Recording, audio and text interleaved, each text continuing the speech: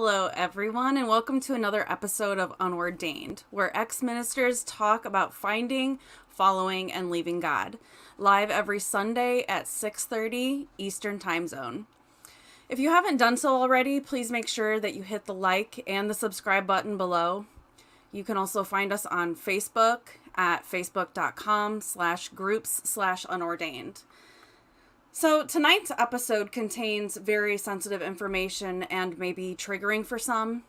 Please take special note of the description of this episode, as it has very important resources for both Canada and America if you or someone you know that is being abused. There are hotlines listed that you can call. One even has a text service, and most of them have live chat 24/7. We also provided links for the Clergy Project, Recovering from Religion, and Secular Therapy Project. The Clergy Project is a nonprofit organization for current or former ministers who have lost their faith. And it is a very discreet program where they screen and you can get accepted into the program, and you can have access to counseling such as the Secular Therapy Project, and that is seculartherapyproject.org. And also there is Recovering for Religion, which is recoveringfromreligion.org. And those are great resources for anybody who's lost their faith and needs support.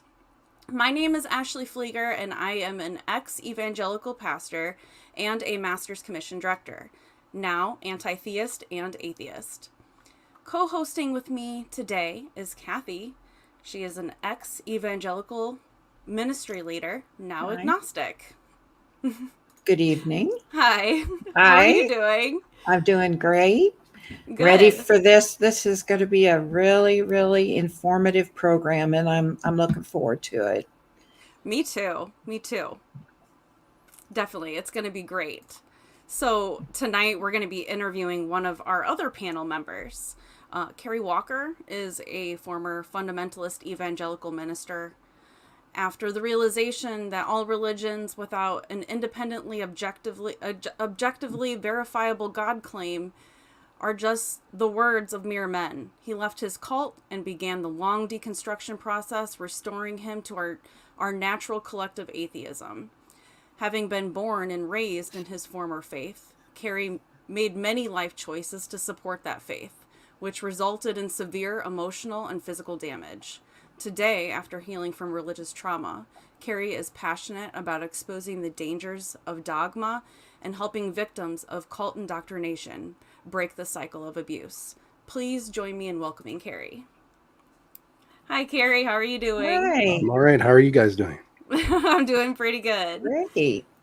Really good. So, would you like to tell everybody a little bit about yourself? You did a pretty good job, but yeah. My name is Kerry Walker. Was born in my faith, so I didn't convert at any time to it. I was raised as a Jehovah's Witness, and from the earliest memory that I have is one of being told that what my future life was going to be.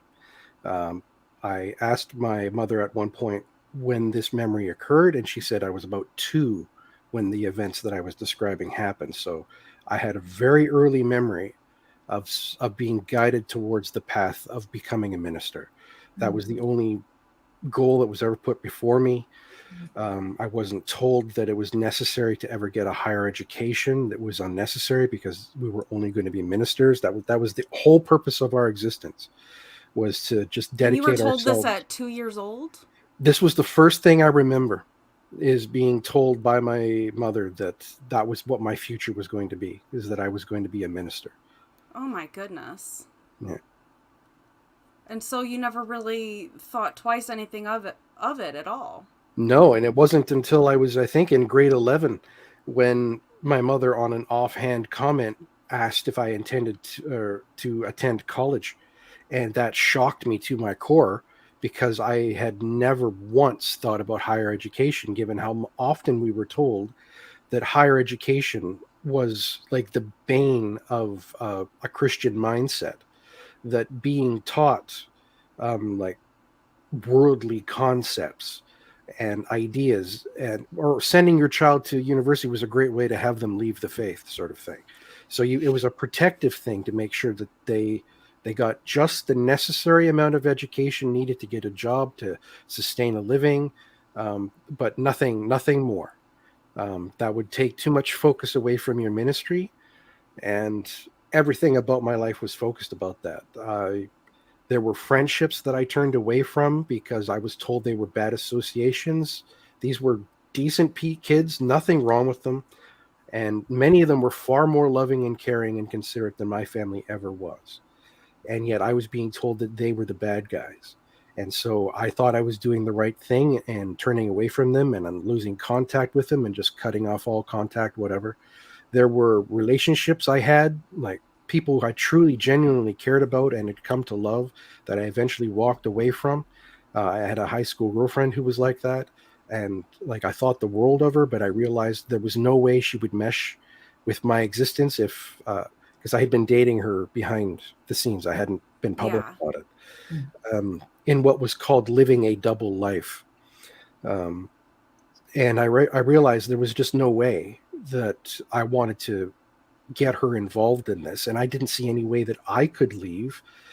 And so I left. I walked away from her. I stopped contacting her, and that's a pain that's going to sit with me for the rest of my life. But And did you more so do that because you felt that that was the right thing to do, or did you do it because you felt like that was just the end result because of how your parents would respond? I'm not sure those are different. Um, the the idea that what they were teaching me was wrong in some way never crossed my mind. So they, even though I was not particularly impressed with how they behaved themselves, the dogma wasn't something I questioned until many, many years later. Um, so the idea of cutting off ties and cutting off bad associations and that sort of thing seemed like the correct moral choice to make if I had Yeah. the intention of pursuing a ministry. And so, yeah, they didn't really seem separate things to me. That's interesting. So did you basically spent a lot of your younger years un just listening to what your parents wanted you to do and kind of following what you thought and what you thought the faith wanted you to do, and you didn't question it much at all? Well, to be honest, in the very beginning, I think I had every question that any child that hears these fantastical stories has. And I think that's one of the things that people need to recognize, is that when you hear these biblical stories, unless you have had exposure to large amounts of other myths and legends, they seem special. Yeah, I And know what you mean. so you were like, wow, that sounds fantastical. Like, wow, that did that really happen? It's like a man Mm-hmm. in the stomach of a whale. Did that really happen? It's like a donkey is talking. Did that happen? It's like, and so you have this natural skepticism as a child. Yeah. But then as you're indoctrinated into the religion, they start teaching you the apologetics. Well, with God's power, anything is possible. And so when you have that catch-all, suddenly it seems foolish to think, well, yeah, of course donkeys can talk because God can let them talk. Yep. That makes perfect sense. It's an answer to answer everything that answers nothing, because it has literally no explanatory power. And you can slap that on anything. It's like, what about Noah and the ark, and what did they eat and all that? Well, God made them that way. How did all the animals come to Noah all at the same time? Well, God did that. It's like there's literally no reason to ask further questions as long as you're willing to say, well, that's what God does. Mm-hmm. Why question it? It kills the spirit of inquiry, to the idea that you become numb to the fact that you had all the skepticism and all these doubts for so long, and then you just start regurgitating the same apologetics, Yep. and you just do it for years over and over and over again. And those questions, I suppose, stay in the back of your mind, but you've silenced them with something more loud, that overrides those silent inner thoughts. And the Jehovah's Witnesses, for example, are very adept at making that happen because of the very rigorous and heavy load of studying that is required. They have meetings multiple times a week, at least 3, often more, especially the ones that are focused for the ministry, going door to door, as they are known for. And for each of these meetings, you're given study materials that you have to study because you're expected to participate at the meeting answering. And so you need to read the material, you need to study it, you need to look up the scriptures with regards to the material. And so that would take up hours before the actual meeting ever occurs, like usually the day before. Were children involved in this? All the was time. there wasn't like a separate kids church? No, the children were told to sit there and listen, and they had my book of Bible stories that you were expected to go over, and sometimes there was specific child-focused content or youth-focused content. They were included all. There was no segregation that went on there, for like based off of the age and the understanding. It was expected that parents would have their kids answer the parents would answer the questions of the kids. If the kids had questions, they were supposed to write them down. They were supposed to take notes. And then at an appropriate time, they were to ask those questions, and the parents were expected to give the proper answers. And so that was the engagement that was expected of children. We were told to sit quiet for hours and hours and hours on end, saying nothing, singing when told to sing, bowing our heads and listening to the prayer, and then at some point you begin to participate in the meetings directly. There's engagement back and forth at the meetings. It's not just someone giving a sermon from the podium. There are question and answer sections. There are monthly reviews where you have to recall everything that was taught for the last month, and you do a complete written review of all that material every month after month. So you're constantly engaged. It's to the point where you literally don't have any time to think about the truth of what you're being told, because you're trying to adhere to a schedule that almost doesn't seem like you have enough time for it. And yeah, it sounds like you guys are just there all of the time. Yeah, if you weren't thinking about the religion, you were doing something wrong. And there was even to the point where people were saying that if you were happy doing something, like some craft or some hobby, often you'd be looked at a little askance. It's like, you're doing pretty well in your business. Are you letting money control your life? Or is it better for it's easier for a rich man to pass through the eye of a needle than to enter the heaven. Yeah. And you're like, okay.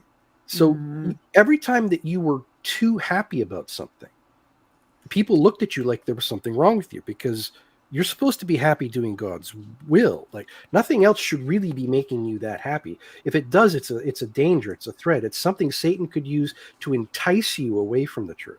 How manipulative. And being told that as a kid too. Yeah. So you're watched constantly. And that's part of the whole police state aspect of it, is that you're told on one hand that if you see your brother stumbling, you're supposed to go to him and correct him with a spirit of mildness and help him turn away. But that's almost never what happened. If you saw somebody doing something and it made you think, well, wait a minute, that's not appropriate, almost always everybody would go to one of the elders of the hall or to a fellow brother and sister, and they would gossip about it. And instead of taking care of it personally, they would have some elder go and talk to them. And that became a bit of an issue, because you're always being told not to gossip, but this wasn't gossip. You were told to be loving and kind and try to talk to your fellow brothers and sisters, but you're also supposed to watch them, be alert all the time. And it yeah, it's devoid of love. There's a scripture, I think it's Galatians 5:22. It's the fruitages of the spirit. It's read all 23. the time, Is because it the idea 5:23? being is that if you're following God's word, you're supposed to be manifesting this Right. Mm-hmm. spirit. Mhm. And it's like love, joy, peace, long suffering, kindness, Mhm. goodness. Yep. And that was always like the anthem, the theme that was preached is, this is what we are. We are the loving ones. We have this joy, this boundless joy, this everlasting peace of knowing God's taking care of us. And it makes us long suffering for all of the challenges that we have in our lives. And it's a pretty good story, but in practicality, that's not what happens. You're told that God loves you, but God hates the sin. He hates the world. He hates Satan. He's got hate. He hates things, and you're supposed to hate what God hates and love what Mhm. God loves. So there's hate involved in that too, and it's not joy. It's like there's an overwhelming sadness that you're taught to ignore. Um, and it isn't peaceful. You're in constant conflict with your own inner thoughts, with everyone else, with the world at large. So when they say love, joy, peace, that's the greatest lie. It's hate, it's sadness, it's conflict, it's judgment, it's arrogance, it's rules, it's obedience. It's none of the things that they say that it is. And you spend your entire youth terrified of getting any of it wrong because they practice shunning, which means you're told not to make friends with the world. You're not supposed to have worldly friends. You're not supposed to hang around with people from work. You're not supposed to have these associations. Um, you're supposed to be only within the organization. That's where all of your social contact is supposed to come from. So when they practice shunning, everyone you know on the same day dies. All your friends gone, your family gone, the only people you've known your entire life. If they see you, they will cross the street and avoid you. You're completely dead to them if you've been shunned. And if you've been disfellowship, that's it. You have to rebuild your entire life. Oh And my goodness. It the the sounds much like the Amish. the Yeah. Mhm. social pressure, well, it's coercion, right? Right. And Mhm. that's all it really is. You're being coerced into obedience because there's this knowledge that you will have nothing and no one ever to help you if you ever step out of line. And so it keeps this thing going out of sheer fear of abandonment and loneliness and pain. I can't even fathom that. Mm. I I'm really curious what your childhood was like. I'd like to know, what does this say? I've never considered shunning from the child's perspective. How does a child deal with that? Uh, you are afraid. You are afraid all the time. Oh Um, my gosh. you wake up afraid. You go to bed afraid. Fear becomes like a friend. It's like you develop a kind of warrior's PTSD with regards to you're living in constant fear all the time, and almost becomes comfortable to the point where when you genuinely experience peace or joy or love for the first time, it's almost alien because you're so rigid and so contained and so controlled that you don't get it. You're like humor humor is a problem for me. A lot Yeah. of the humor that I was raised with was very biting. It was sarcastic. It Mhm. wasn't meant to be funny. It was meant to poke and prod and needle and point out, oh, you're doing something wrong. You better sharpen. Like step right. That sort of thing. It wasn't kind. People who joked with you in my experience, weren't trying to be kind or humorous.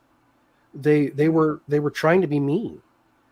And so even to this day, the people I enjoy hanging around with the most are the most sarcastic, deranged lunatics that you could ever imagine, because they have a sense of humor I don't know if I will ever be able to have. But it makes the world feel more right to know that there are other people out there who know how to laugh at the right time, and not sometimes find themselves waiting on a social cue as to know when to laugh at a joke. Yeah. I relate to that. I'm wondering if, for those in our viewing audience who may not be familiar with Jehovah's Witnesses, if you can just give a brief rundown of what the belief system is, from a slight theological perspective. I'm sure there's people out there who have no clue. Right. Well, they call themselves Jehovah's Witnesses because that's what they say the name of God is. And they do not hold to the Athanasius Creed, that Jesus is part of a Trinity and divine. They hold to the Arian. It's called the Arian heresy, but at the First Council of Nicaea, where they established a standard dogma, that was the main debate that went on between these two warring thoughts of who Jesus was. Was he divine, or was he of the divine? And basically, I believe Islam supports the idea as well that Jesus was just a man when he was on earth, and Jehovah's Witnesses claim that he was just a man when he was on earth. But he was the firstborn of all creation. He was the first thing that Jehovah created.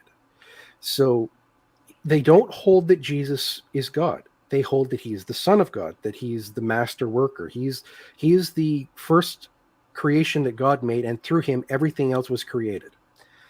And that's one of the main differentiations that occurs in their theologies, that if someone was to ask you, do you believe in Jesus?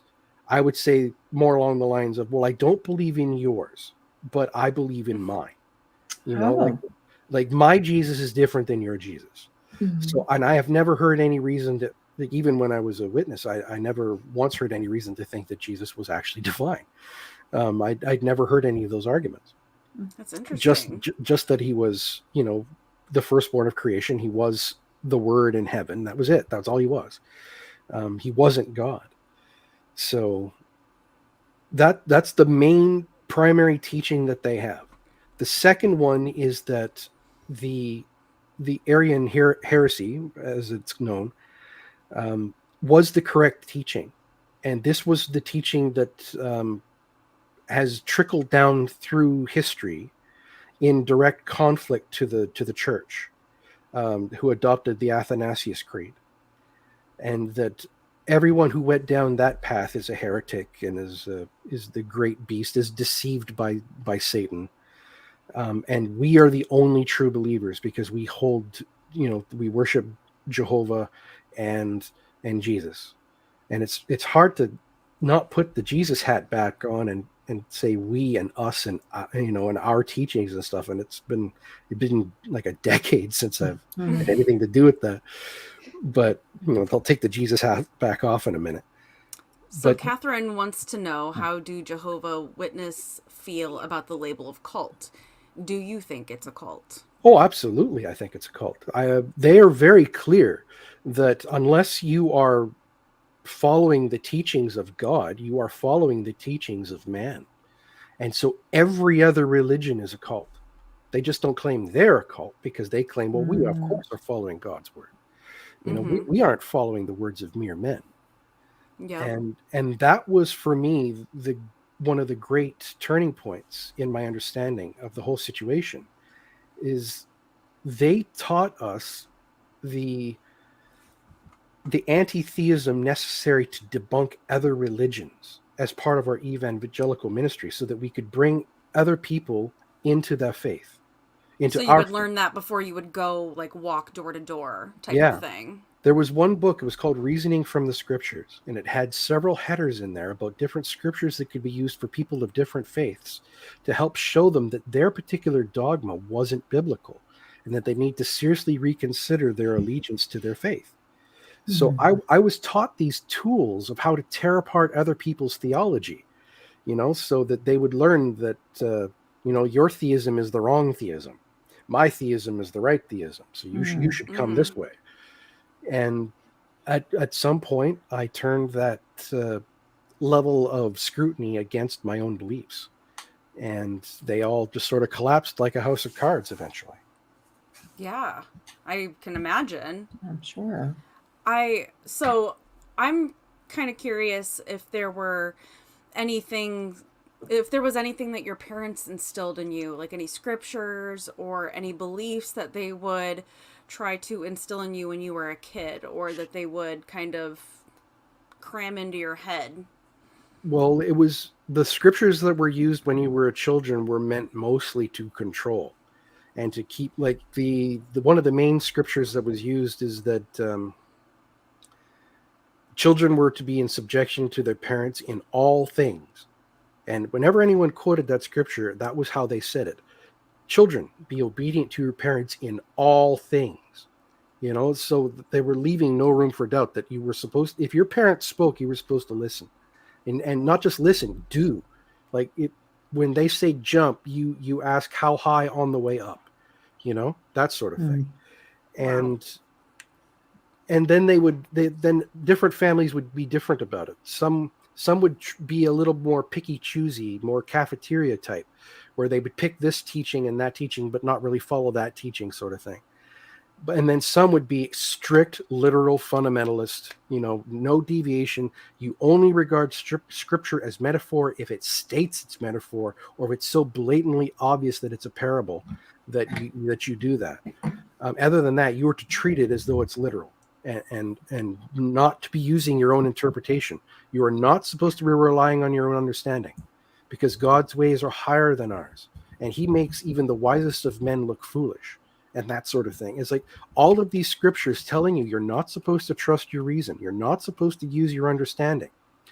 And if you have a question of about dogma, you are supposed to wait on God to reveal the truth to you. You're not supposed to do anything other than just wait patiently for the answers to come. And my parents were particularly deviant in the way they applied these scriptures. They would tell us the story about how Israelite children who were found to be disobedient in the time of the Israelites, when the Israelite nation were the chosen people of God. This was God's way. You would take these disobedient children to the elders of the camp and tell them that this is my disobedient child. He's good for nothing, blah, blah, blah. And then they would stone him to death. And so they would mention this from time to time, that saying, in another time and place, your attitude would have resulted in you being killed. Oh my God. And so, like, I'm serious. You raise children with a threat of death. You're not going to have mentally healthy kids. If you're forcing compliance in that fashion, all you're getting is a slave. You're not getting anyone who's honest-heartedly looking. And no discipline for the time is pleasant. That's another scripture. Oh, yeah. And of course, you're supposed to spare the rod and spoil the child. So beatings, common, the go-to method for most things. And even then, you'll have people who don't delineate what kind of discipline this is. If it's emotional abuse, yes. If it's physical abuse, yes. Mental abuse, yes. All of the abuses that you can imagine occur, and you are a child with no recourse of doing anything about it, because you're convinced that Armageddon is going to come at a moment's notice, all the time. No man knows the minute or the hour that Armageddon is going to come. And if you don't have a completely humbly repentant mind when judgment day comes, if you're not in good standing, if you have hidden sins, then you will die. And it'll be God that does it. And it could happen at a moment's notice. So you literally need to keep your thoughts at all times pure. Because if you have a bad thought, in the next minute Armageddon comes, you're dead. And that kind of mind control is crippling because you're Yeah. kept in a constant state of fear, Mhm. fear of death, fear of punishment, fear of abandonment. You know, fear is the only feeling that I really remember clearly as a child. Mhm. Oh my I'm gosh. curious, did you attend public school? Yeah, I I did. was gonna ask that question too. I And attended public school. I think it was largely because I don't know if you were allowed to not send your kids to school, mhm. but we were told, we were given rules all the time about not making friends at school, about just doing what is necessary to pass your courses. Don't stand out, like just do your work, keep your head down. No extracurricular activities, no school dances, nothing. Oh my You gosh. go there, you do your work, and you come home, and that's it. And if necessary, if there are other witness kids in the school with you, those are the ones you're supposed to hang out with. You're not supposed to go mix with other worldly kids, Mhm. because where you may think that these kids are good kids, they're not godly kids, and Yeah. so they're not worth your time.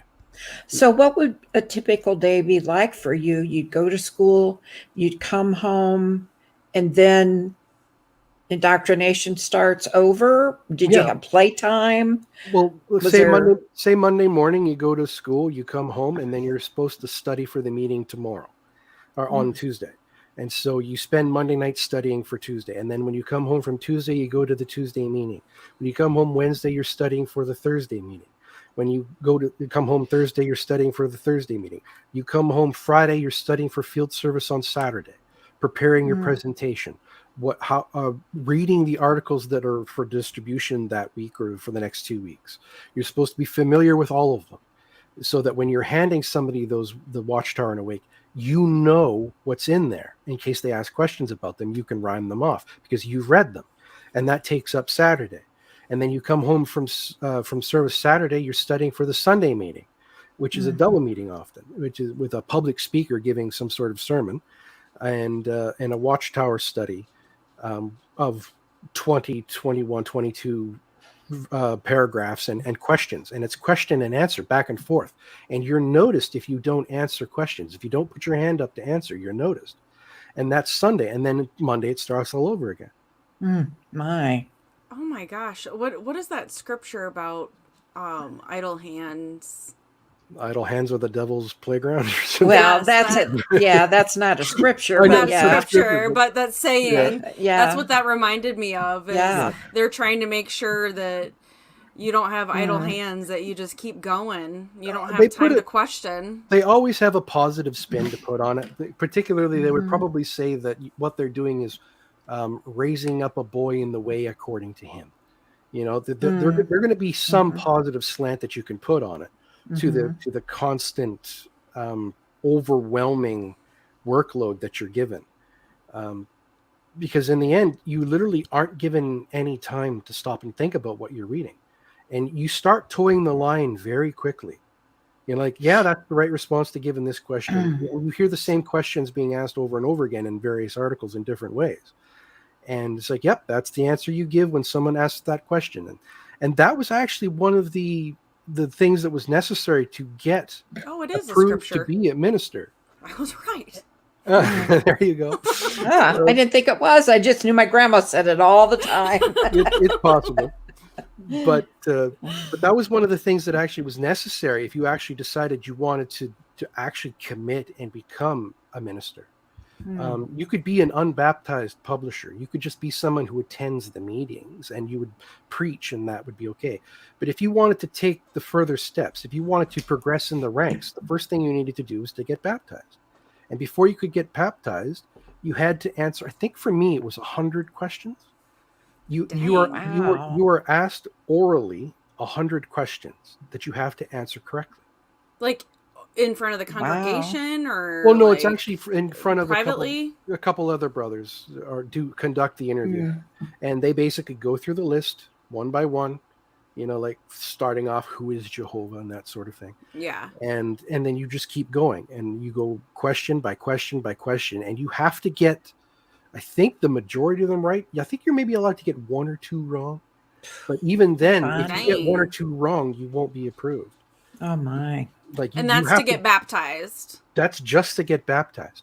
And then when you get Wow. baptized, they tell you, well, now this is your public declaration that you are now an ordained minister of God, going out to do his work, blah, blah, blah, blah, blah.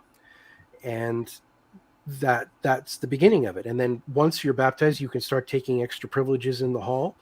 You start being given duties and responsibilities to make sure that the congregation is run properly. But there's no such thing as clergy.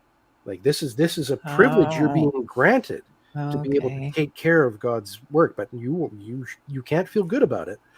And of course, every well, not every, I'm not going to say that, but a large majority of the ministerial servants and congregation overseers or elders or whatever they're called, like service servants or whatever names you want to call them, they're all pretty full of themselves. Oh, And wow. Shocker. they're proud of their achievements, Mm, and even like the wives of the elders who are in charge of the hall are pretty full of themselves. mhm. They're just a little more godly than you are, Oh, sure. and so it doesn't matter what you do. It doesn't matter how good you are. There's always someone watching you and judging you. And Hmm. like some of the dreams that had been put before me, I came from a very small congregation, 20 people or less. And that's unusual. Ordinarily, witness congregations in any of the bigger cities come to be about 100 before they split them off and make a new congregation, that sort of thing. So in a small congregation, the rules are a little different. They're a little more lenient about what kind of position in the hall you need to have, what kind of status you need to have before you are assigned duties and responsibilities of shepherding the congregation, of taking care of the needs of the congregation. You just need to essentially be a brother in good standing, is what they call it. Okay. It's very vague. It essentially means that if the other brothers, elders, ministerial servants, whatever in the hall say you're okay, you're good, fine. You'll start to get privileges and responsibilities. Did you have like the Mormons have a 2-year mission that they go on? Was there anything like that, or it was just your Saturday? No, this is a life commitment. The idea that you would only need to preach for 2 years is almost ridiculous to them. This is something that you're supposed to do, and you're supposed to think about every waking day and moment for the rest of your life. Call that life? Wow. Yeah. I can't even imagine. Because No. I love doing nothing. So that was actually something that I found true about myself, is that there was a kind of a joy in stillness. Yeah. In sitting and watching the waves and listening to the trees and just not doing something. It was such a weird feeling. And for the longest time, I felt like I was doing something wrong. Even watching a sunset required you to stop for just almost too long. And then once the sun was down, you were just watching the sky change colors and you kept feeling like you should be doing something. It's like the idea of not being actively engaged at all times in something spiritual was weird. It was you were given the feeling it was wrong, that you're just wasting time somehow. It was too important. You were wasting your life. And that was something I enjoyed. One of the things that started my deconversion in many ways was the fact that I developed a health condition. I had developed a problem with my spine. I had narrowing of the facet joints, bone growth, bone spurs, stuff that was occurring in my neck. It caused an incredible amount of pain. I even still have numbness down my arms from time to time. I had migraine headaches so bad that I couldn't see, I couldn't hear, I couldn't talk. I had this weird thing develop called aphasia, where I was in such pain, I could tell you were talking to me. I couldn't register the words you were saying. I could see your lips moving. I could tell that you were uttering sounds. No idea what they were. And like that was pain that bad, where the only thing I could do was shut all the lights off, stay in bed and not move, and hope sooner or later that it stopped. And it took 5 years of going to chronic pain management clinics, going to a doctor, getting tests done, just to find medications that would help. But that meant that for 5 years, I couldn't engage in the ministry. And suddenly, I had Yay. breathing room. I had a breathing room that I never had before. In the very beginning, my sole focus of getting better was an attempt to get back out and do my ministry, like keep going. But then enough silent, still moments occurred where I had time to think and reflect and meditate, that I realized there was a problem here. And I hadn't been listening to that voice in my head that had been screaming at me for so long. And I finally gave it a chance to say something.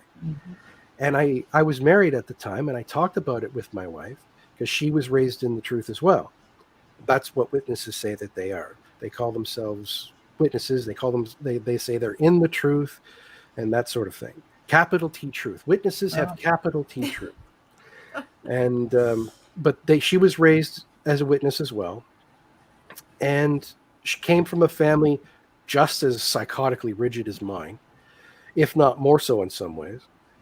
But we had a conversation between the two of us, because her sister had left the truth, had run off with a boy, gotten married, had a kid, that sort of thing.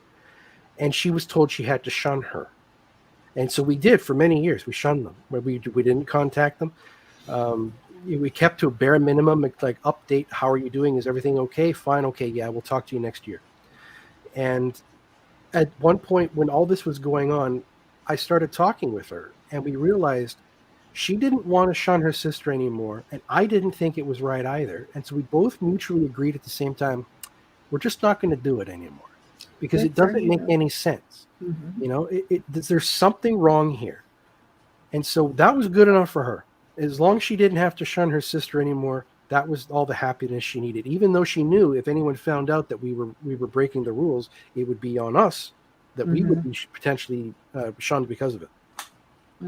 And but that was okay. She and I were going to be all the family we were ever going to need, and that was our commitment. It didn't matter how shitty my parents were, how bad her parents were.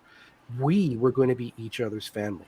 And so for the rest of our lives, we didn't have to have that fear that we would have no one. We were going to at least have each other. Wow.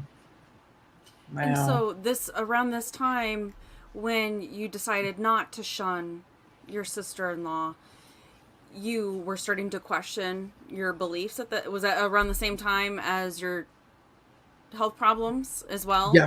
They were How all. old were you around that? It all happened together. Let's see. How old was I?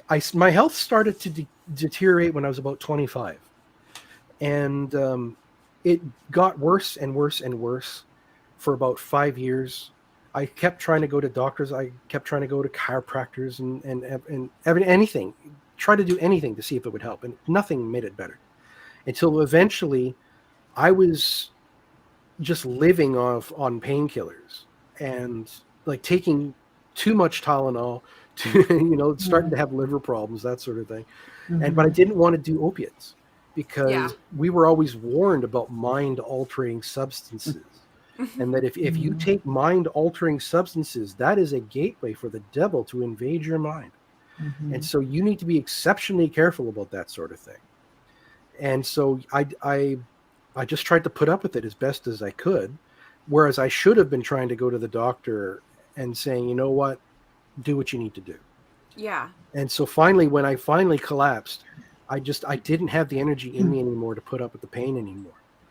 And then it just kept getting worse and worse and worse. And then finally, I think, 2015 was when it all finally came to bear. 2014, 2015. It was a process. The deconversion is a process. Yes. And it was one step at a time, one belief at a time, one dogma at a time. And eventually I got to the point where the initial challenge that I had in my mind occurred because I had heard a Christopher Hitchens video. And I had gotten it into my head that this man was the spawn of Satan himself. And that someone needed to go through his arguments with a fine-tooth comb and come up with the rebuttals needed to shut him down.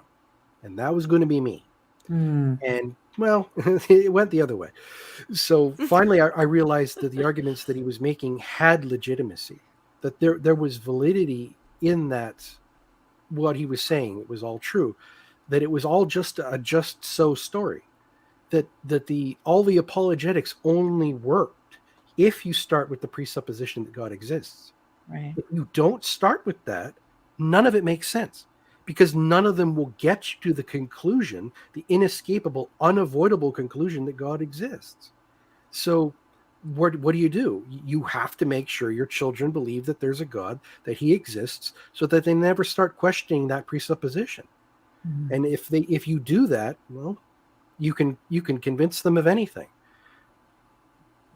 Yeah, It sounds wow. like the role of a parent is what, how To can I breed put new this? believers. Well, and that was another question I was going to ask you too, is in the times that you shared your faith, did you ever have any conversions? Oh, yes. You did. Okay. Yes, that's one of those things that to this day still weighs on my mind to a portion.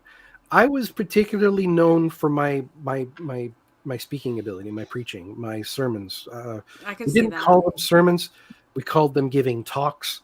But everybody's got their own special lexicon for words, so I just try to stick with what the common vernacular is. It's a sermon, and you're assigned individual parts to give, and you've got to do them. And because I was in a small congregation, I ended up giving speeches or doing talks every couple of weeks. Sometimes for a while that was like every week, different parts in the service. So I got a lot of practice public speaking as a child. Quickly lost my fear of crowds, which is probably why I like community theater now. Oh, that's cool. I found some use for public speaking, and but yeah, I mean that was something that I did is when I was a believer. Is I remember people coming up to me and telling me, I had some doubts.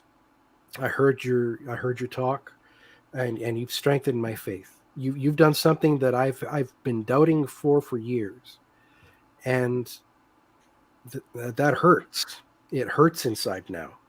Oh, yeah. To know that they were probably on that path and I kicked them off that path, and in my head, the number is 12, that there were at least 12 times that someone came to me and told me specifically that it was my specific preaching, my ministry that changed their mind, as specific, including like these were fellow believers who confessed that they were falling away. And so I considered them to be part of my number, not just people who I preached and were convinced to come into the truth through one means or another. There's a number of people, and I see their faces and I hear their voices and I hear them saying it to this day. And it catches me a bit, because I don't know what damage I may be personally responsible for with regards to the damage of indoctrination in their life. But I know what damage it did to mine. And the fact that I had a share in that, possibly for someone else, is a burden on my head. It still is. Then the only thing that keeps me going, my friend Dave Warnock, we all know him. Love Dave. But he has a Maya Angelou quote that I love as well. That basically, do the best you can with what you know, and when you know more, do better, Right. sort of thing. Yes, love that. And so essentially, that's the one thing that keeps me from being crushed by it, was that I was being honest, I was being genuine, I was being truthful to what I believe. And I am still being truthful to what I believe, even if it's something I don't believe now. And so the one hallmark that I've got to hold on to is that I was being honest and true. Even now, when I look back and I see that all I was doing was spreading dogma and lies, it's like I was trying to do it honestly. Right. You had no idea. Yeah. Something, because it's, I want to call it inbreeding, but sort of kind of, were there, I don't know that where was- you're going with this. I'm waiting. no, no. Was that an issue in the church? No. That's not where I'm going. Sorry. I'm just curious, were there any people who were professional, successful people that were in the congregation, rather than it was just who was coming up from what was already within the church? That's my inbreeding idea, not Okay. not, Yeah, not there are new conversions. Like there are people who join the faith all the time. It's not just spread through children. And if you've got a successful business, you're often encouraged to make regular donations to the congregation. Oh, of course. And you'll often be judged a little bit by just how generous you are. Like if there's ever anything that needs to be fixed or replaced or work to be done, like the brothers and sisters who have businesses, they're the first people that you turn to for the cash, you know. Oh, And the contribution boxes at the back of the hall, there are multiple ones marked with different things for the worldwide preaching work, for the local needs. There are many different boxes that you can put it all in. It's not just one communal plate. So you are expected to donate to all of them, you know, and to support God's work with your unrighteous riches, you know. And successful brothers and sisters who came into the congregation were expected to do exactly that. And if you were born and raised as a witness and you just happened to have a good business idea, you were also watched. It was like, and just another aspect of the police state. You were watched constantly to see whether or not you were doing your fair share or doing your part. Where were you putting the focus in your life? Because if you couldn't show that even your business was a means to the end to support your ministry, there was something wrong with you. And you would be regarded and told that you needed to give more consideration to spiritual things instead of growing your business. And I actually had a roommate once who had a window cleaning business, very, very modest, but he was pretty good at it. He would start a franchise and then he'd sell the franchise. He would start a franchise and sell the franchise, but because he didn't ever want to keep it. And I think it was because he knew that if he kept it, he'd be judged. And so he just did what he could do to get by, and that was it. Catherine's asking, is Jehovah's Witness Church as misogynistic as other denominations or religions? Yes, there are gender roles in the church or in the organization. The women are to be given essentially control of the household. They are told they are to be in complete subjection to their husbands. Children are to be in complete subjection to their parents. There's a hierarchy. A woman is not supposed to teach a man, sort of thing. So there were parts at the meetings that women were allowed to do, but they weren't allowed to stand at the podium and speak to the congregation. They were only allowed to sit at a table with another sister who was invited to join her to have a conversation between themselves that other people were allowed to overhear, because then they weren't teaching the congregation. The congregation was listening to a discussion between two sisters. And so that was to make sure that the organization was kept in a hierarchy, in a permanent, well, it's a patriarchy. It really is. Yeah. And that's what they were told. They were not to be given special privileges. Other than that, they were encouraged to be. The majority of the preaching work is actually done a large part by the sisters of the hall, because literally it's one of the only things they can do. And yeah, I mean, be a homekeeper, go out and preach, raise your children. That's what's expected of you. But yeah, and Are there any supports for women or children within the organization? of what? I mean, I take you're that as a told no. you're told what to do, and you're watched as to whether or not you do it. That's your support. Is being watched to make sure you're being a faithful wife, to make sure that you have children that are beyond reproach, because your husband, if he wishes to strive for higher and higher status within the organization, needs to be a man presiding over an orderly house. So you can't have a rebellious wife or an unfaithful wife or rebellious children. You can't have any of those So it's because quite because the this, opposite. right. So the second So, you have a family problems, you yourself don't become worthy of further privileges in the congregation. Jesus Christ. okay. And that's where easily abuse comes in, and it's not addressed by leadership because that's just part of you handling your family to make sure they line up. The How teaching is disgusting. abuse will not happen if you are both living a godly life. So if Well, abuse happens, one of you is at fault. If not, both of you are at fault, and you're expected to fix it. So when there's abuse going on in the family, women are not granted permission to get a divorce from within the organization.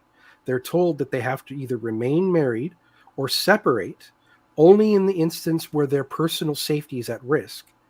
And if they separate, they're supposed to remain married and not get remarried. They're not supposed to date. They're not supposed to have any other relationships.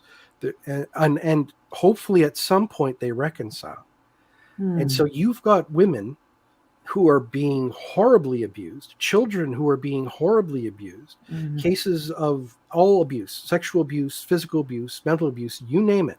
All of it is happening and swept under the rug because women have nowhere to go. Their own families would turn away from them if they left their husbands. And in most of these families, I'm assuming yourself as well, your extended family was all involved as well, like yes. grandparents, aunts, uncles. And any family that was family you didn't call or talk to or associate with or even really know about. So there was my grandfather's brother, I think, was the first non-witness that I had ever met. Wow. And like of family. And yeah, I knew nothing about him. I didn't know if whether or not I ever left, if I could call him and say, listen, my family's just shunned me and kicked me out. Like even your own brother won't talk to me. Could I come live with you? I had no idea if that was even a possibility or option. I literally had no idea what to do if my family decided to shun me. wow, it's so isolating. It's like you're living on an island. Yeah. Well, it's a cult. It's cultural indoctrination. It's control. It's coercion. If you ever want to study more about cults, there's something you can Google. It's called the BITE model, BITE, the BITE model for cultish doctrines and teachings. And go through that checklist. See just how many things adhere to your way of living. And if you start checking off a lot of the boxes on there, you might be in a cult.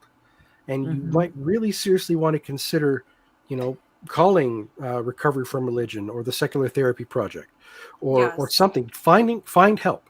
Right. Because living in a cult is not something anyone has to do. And you don't have to put up with the Orwellian doublespeak where hate is called love, where sadness is called joy, where conflict is called peace. You don't need that. It doesn't have to be that way. There is a better way of living. Yes. Something that is actually honest and true. They don't even talk about what they mean when they say true. They view the old Platonist idea of truth being this thing that you distill from on top down low, from the realm of God or from some realm of abstractions and universals down to the realm of men. That they hold to that Platonist idea instead of the idea of building it from the ground up. Brick by painful brick if necessary. Start with nihilism. Reject everything. Take a complete blank slate and build on top of that everything that you can. And make sure that everything you put into that worldview is actually in accord with reality, which is what truth actually means, not what someone is telling you it means. Wow, that was awesome. Yes. Wow, so much there, Kerry. So much. I'm sure we could go on and on for hours with you sharing. Um, I heard something yesterday that said one way to tell if you're involved in a cult is what do they do with you? How do they treat you after you leave? Yeah. And if you Yeah. are, and if you're being told that shunning your loved ones because they've left the truth is a loving thing to do because it will help motivate them to come back, To come back. Yeah. that is coercion. And Hmm. if there's one thing that love isn't, it's coercive. Right. So that is complete contradiction. You can't coerce someone with love. It doesn't work that way. No. Nope. There's a Buddhist saying about if you love a flower, do you pluck it? You don't. Oh, You no. admire it where it is because by And you plucking let it, it it go. dies. Mhm. So you have to let things be as they are and appreciate them as they are. Mhm. So if someone isn't a believer, coercing them back into the truth isn't going to fix the problem. They're still Nope. going to be who they are. You've just ignored who they are in favor of who you're trying to force them to be. Exactly. So Tyler, happens to be my husband, wants to know if marriages are arranged or if it's a personal choice. No, it's a personal choice. You're told to only marry within the Lord. You're told to only marry witnesses. You're not supposed to become unevenly yoked, that sort of thing. Yep. But yes, you're only supposed to, but you're allowed to choose. Now, there's a process of approval that you have to go through. So I I'm don't sure know you if guys had to court and things like that. oh yes, and there were rules. It could only be you couldn't do it privately. You had to you had to court in groups. There was no such Yeah. thing as going out on a date. There was only social gatherings and that sort of thing. Yeah. You would often hear about eligible brothers and sisters in other halls who were looking for a mate, that sort of thing. You know, and through the grapevine, and then you would manage to be in that town for a Sunday meeting so that you could meet them, Mhm. and Oh, and goodness. that sort of thing. I mean, it wasn't exactly free choice, but it wasn't an arranged marriage either. So Yeah, Okay. it's just something in between. limited options, Yeah. smaller I- pool of fish. I'm curious if you were allowed to visit other halls. I know what's popular in the charismatic circles is church hopping, Yeah, Yeah. you know? Yeah, you're for allowed to sure. visit. As a matter of fact, you're encouraged that even if you decide to go on vacation, even into another country or down to the Bahamas or something, you're encouraged to go to the Kingdom Hall there. Yeah, and to not skip any And not meetings. skip. You're expected to take all your publications with you. You're supposed to you're expected to continue to study, even if you're sitting on the beach, watching the sunset, whatever. Oh, On at a resort, you're expected to be studying and attend the meetings wherever you are. That's what's encouraged. that's Goodness. insane. So, I suppose, I guess one of the last questions here that I have is, what is your life like now? What is, how long have you been an atheist or an anti-theist, and what does your life look like now? Maybe also add in there, maybe also add in there, how much your parents know about all of this, like how open you are with your family, and maybe what that process was like walking away from the church when you did open up about that. Well, I am being shunned, so I mean, there's no skipping that. But my ex-wife and I walked away at the same time, so we didn't really worry about that so much, and we took a concerted effort to connect with her father's side of the family who aren't witnesses. So we had some familial connection there. That's cool. But in the end, there were some serious issues in our marriage because we did not start with a very good foundation. We both started thinking that we were going to adhere to our gender roles. We were going to do everything the witnesses told us to do, and everything was going to be great. We were going to be delirious and happy. And boy, did that not happen. And we started recognizing, both of us, that what we were being told was what was supposed to happen wasn't happening, and it wasn't us. But after 5 years, of that, or 10 years of that, and you realize you've got a lot of water under the bridge, and you've got to be holding each other's hand all the way in this process, or you're just going to drift apart. And eventually that's what happened. Without the binding of the central dogma for both of us, like prescriptively describing how we're supposed to act and conduct ourselves, we just started drifting apart. And part of that for me was because I needed to do some serious counseling, and work through my own issues, which helped. I would recommend it for everybody. It doesn't matter what you think your condition is. Go talk to a professional. Find out if there's any little squirrely ideas that you've got in your head that are holding you back. Because once you get rid of some of that baggage, the energy you have, the focus you can have, the drive, the excitement, the joy that you can have is incredible. You just have to get rid of the baggage. And unfortunately, like, I don't want to talk bad about her, but my ex didn't really pursue that. She was just as crushed as I was, but always sought escapism more than confrontation. I'm far more adversarial, aggressive, willing to debate, willing to throw down, that sort of thing. My conflict resolution style is shark. So, but she just wanted peace. She wanted peace so bad that she didn't want to have to go through even the hard part of having to deconvert in that fashion. Yeah. She just wanted to have nothing to do with it anymore. And so we started viewing the world very differently. Where I feel the push now to try to speak out about cults as often as I can, and to debate as often as I can, and to engage in my own counter apologetics as often as I can, because I know the damage that was done to me. And if I even help one person more than the 12 that I brought in, if I can even help one person, then my life was not completely wasted in that regard. Not at all. Not at all. I'm so happy that you got out of that. That sounds like, I don't know, all of your younger years in junior high and high school, maybe even getting out of high school and just all of those really important years, and having to live in fear all of those years. That is horrible. And I'm just so happy for you that you got out of it. Well, I'm happy too. Thank you. Absolutely.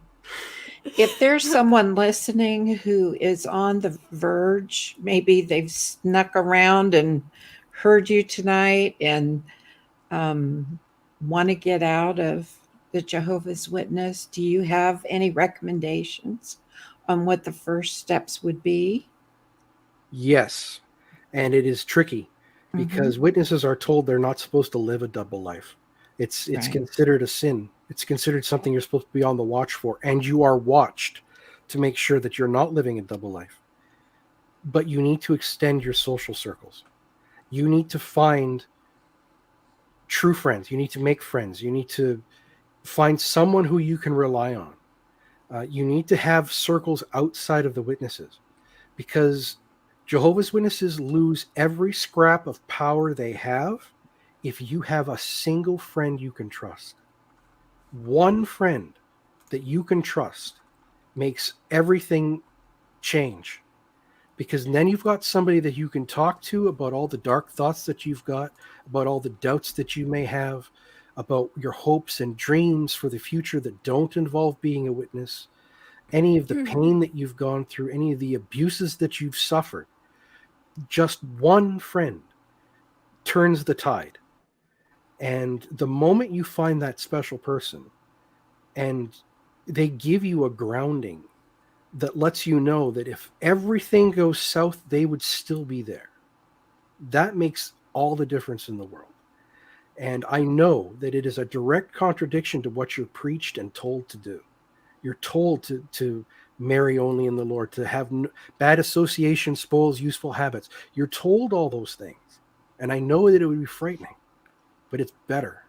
It is so much better to not be afraid anymore. That even if you don't know that's how you are right now, maybe there's a part of you that realizes that you are scared all the time. Armageddon is always coming. You're always being judged. There's always being rumors. You're never good enough. You were born imperfect. You were born broken. You're no good unless God says you have value. And all of that goes away. You are not broken. Don't let a bully tell you otherwise. Whew. Wow. Heavy night, wasn't it? That was so good. I really, really hope that that reaches somebody because, my God, Kerry, your story is amazing. Heartbreaking. It's not unique, and that's the worst part about it. Yeah. Is that this is not a unique story. If you meet a witness at your door, they are going through the same thing. Some of them are too far gone and have thrown all they have into their ministry, into their worship. They will never see the possibility of leaving. But every now and then, a witness you meet has exactly the same story to tell that I just told you. And they are looking for someone to help them. Ooh, wow, that's really tugging at my heartstrings a little bit because I have a handwritten letter from a Jehovah's Witness that has been sitting in our office for a little while now, and I've been trying to think of what I was going to say back because I want to write her back. Now you know. Now I'm glad I talked to you. Because I'm going to say something. I'm going to say something back for sure. I'm going to write it out tomorrow. You know, But- of the things that Kerry shared and in my personal experiences in different churches, though mainly it was the charismatic, there's bits and pieces of this in every church I've ever been a part of. Yes. Yep. You know, the And that- dogma is not just, you know, JW. There's bits of I was listening to something on the Christian Science belief yesterday, and I thought, oh my gosh, have I seen some of that in the circles I was in? I mean, it's like a little bit of this one and a little bit of this one, and you know, it just crosses over so much. Yeah. And I think you mentioned earlier about anywhere there's dogma, Yeah. you know, there it is. It's Yeah. unavoidable, and it is heart-wrenching. And Very the more Heart-wrenching. Dogmatic it becomes, the more that there are things that you're not allowed to question, Yeah. then the power imbalance that is created is where abuse lies. Yes. And if you ever study anything about how abusive relationships form, it forms because there's a power imbalance. Yeah. If one of the two members of a relationship has more power in the other, it's just basic game theory. Balance of power produces a stalemate that keeps everybody safe, sort of thing. But when you start having power imbalances, well, power corrupts. We know this. Yeah. And so you start people down a path where they think they can take liberties because they're in a position of authority. And if you're told that it's God that wants it to be this way, who are you to argue? The first commandment of Jesus is not love your neighbor, but submit to God. Everything you have, whole heart, soul, mind, everything is to be dedicated to God. You're not supposed to be putting things in reserve for somebody else. They try to say that you can do both the greatest commandment and the second commandment at the same time, but it doesn't work that way. Because when push comes to shove, it's not the golden rule you fall back on, it's submission to God you fall back on. And you start with the unquestioning. You don't think, you don't ask, you don't respond, you just toe the line. And when you've got that kind of power imbalance, you're going to get abuse. And it's horrible because the witnesses used to badmouth Catholics all the time for all the sex scandals that were going on and all of the organizations coming out, only to have like the Australian Royal Commission come along and say, you know what, Jehovah's Witnesses have got a hell of a lot of sex abuse scandals too. You know, they've got the two witness policy. Basically, a child who's been abused will get in trouble unless there were two witnesses to the abuse to back up his claim. So that means that, my God, like, predators can live in an organization like that and get away with it for decades Mm. because there's no way for a child to come forward and be believed. They would have to go to the police. They would have to go to Satan's worldly organizations to get it fixed. Whereas they're told they're supposed to take it to their parent or to their elder or something like that. And the elders will keep a file and saying, yeah, this has happened. This person's been reported and that happened. And the Jehovah's Witnesses get fined millions of dollars for not turning over those records. Every congregation is supposed to keep those records. They're supposed to keep them under lock and key and sealed, send copies to the organization, and they get sanctioned in the courts all the time for not submitting those files and reports of child abuse. And it's just as much a problem in the organization as it is in any other church. Where you have dogma, you are not allowed to question. Yeah. Wow. That's disgusting. That's really disgusting.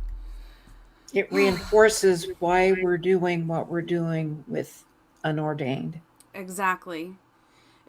So many people that don't bat an eyelash because it's done in the name of God and it's done within these religious organizations and institutions, that these traumatic events aren't seen as trauma. But when we're talking about it in this way, hopefully this is really opening some people's eyes to see, wow, yeah, this is messed up. Those who can make you believe absurdities can make you commit atrocities. Mm-hmm. Yes. Well, thank you so much, Kerry. Is there anything else that you want to add in? Is there anything else that we've forgotten to touch on? No, just make sure the numbers for the website for the Secular Therapy Project for recovery from religion, or if you are also a former minister, doesn't matter what privileges or responsibilities you had in the hall. If you call the Clergy Project, Yes. or contact them, if you need help, like if you were so buried so deep that like all your work, all your training, all your family, everything is focused around your ministry. You are so deep in, you don't know how to get out.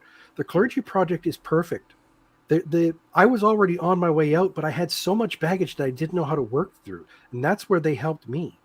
But if you don't know how to get out and you're no longer a believer, but you don't know how to get out, the Clergy Project's perfect for that. Yes, most definitely. And the Clergy Project also offers 12 free sessions with for counseling with the Secular Therapy Project. They partner with them as well. So, and you can be a part of the Clergy Project discreetly. You get screened and you can be a part of our group, our nonprofit group, and these supports are offered for you. They're there for the members, for us that are in there, and there's plenty of us that will be there to help any of you, help walk you through it. And I highly recommend it as well. I'm also in the Clergy Project, and it's been one of the best things. I love it. And just so to be surrounded and have access to talking to so many people who know what you're talking about before you even really finish your thought. Just so many people that know what you're going through. And I haven't personally gone through the Secular Therapy Project myself. I got approved for my 12 sessions, but I haven't done that yet myself. But I've heard so many others saying that. I know Catherine has mentioned that her and Sheldon, her and her husband have done it, and that it was the best thing that they did. Yeah, it was truly beneficial for me because the situation that I was raised in, I was aware of all the abuse that was going on around me, and we were pressured by my parents to perpetuate it as though this was the right way to conduct yourself, that beatings were normal and you were expected to beat your own children if that's who you decided to have. We were expected to propagate these beliefs, even as young as 7. I remember being told to keep an eye out for my sisters, watch what they were doing, monitor them, report anything that needed to be said, and of course I turned them in numerous times and thought I was being righteous at the time. And there was a lot of guilt about that over the years. And I was 7, and I was talking to a counselor, I think when I was 30. And she told me, how about you just give yourself a break? You were 7 trying to survive, Yeah. cut yourself some slack. And like, would you hold yourself now?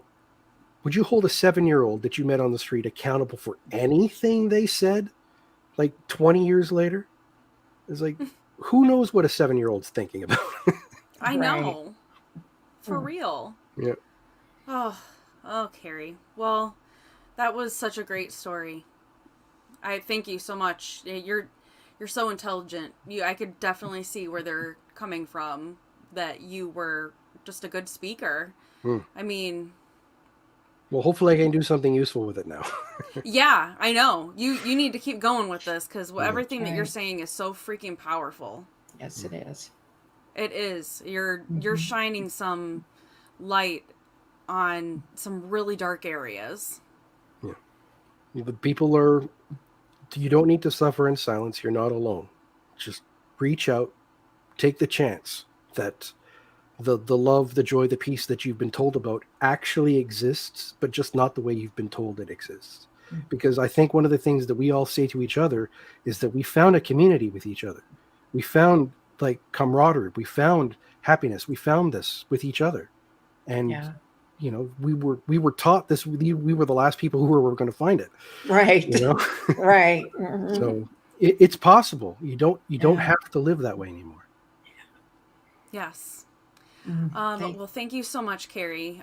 yes, thank you. This was really awesome. Thank you for everybody watching tonight.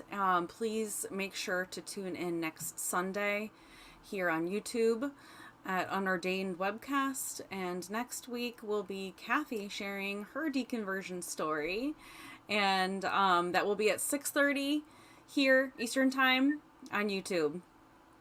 All right. Thank you. Thank you, Kerry. Thank you, Kathy. Yes. Bye-bye. Have a good night. Bye. Have a good night. Good night.